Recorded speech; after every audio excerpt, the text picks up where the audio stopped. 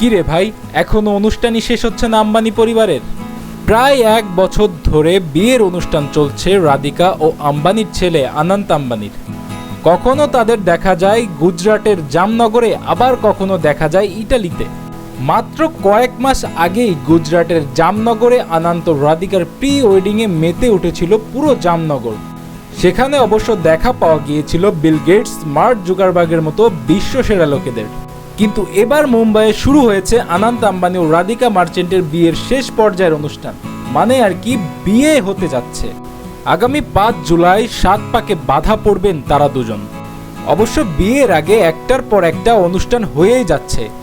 আপনাদের রিয়ানাকে মনে আছে, আগের বার প্রি ওয়েডিং এর সময় বেশ মোটা অঙ্কের টাকা দিয়ে মুকেশ আম্বানি ভাড়া করে এনেছিল রিয়ানাকে।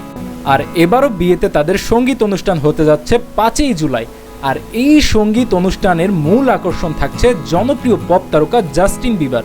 কিন্তু কথা হচ্ছে, জাস্টিন বিবারকে ইন্ডিয়াতে আনতে আম্বানির কত টাকা গুনতে হলো।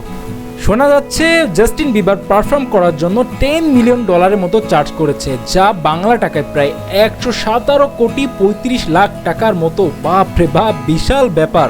আর এত কিছুর মাঝখানেও নীতা আম্বানি এবং মুকেশ আম্বানি ছেলের বিয়ের আগে ইন্ডিয়ার দরিদ্র যুবক যুবতীদের গণবিবাহের আয়োজন করেছে।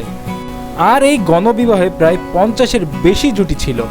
এই প্রতিটি নবদম্পতিকে সোনার গহনা উপর দেওয়া হয়েছে, যার মধ্যে ছিল মঙ্গলসূত্র, বিয়ের আংটি, না তো রূপার নুপুর। শুধু এটাই না, প্রত্যেক নববধূর হাতে 1,01,000 রুপি তুলে দেয়, যা বাংলাদেশি মুদ্রায় 1,42,000 টাকার মতো। তবে যাই হোক, বড়লোকদের হিসেব কিতাব আলাদা। অনন্ত রাধিকার পুরো বিয়ের অনুষ্ঠান হবে জিও ওয়ার্ল্ড কনভেনশন সেন্টারে। এরকম আরও ভিডিও দেখতে হলে টুডেমকে সাবস্ক্রাইব করে টুডেমের সঙ্গে থাকুন।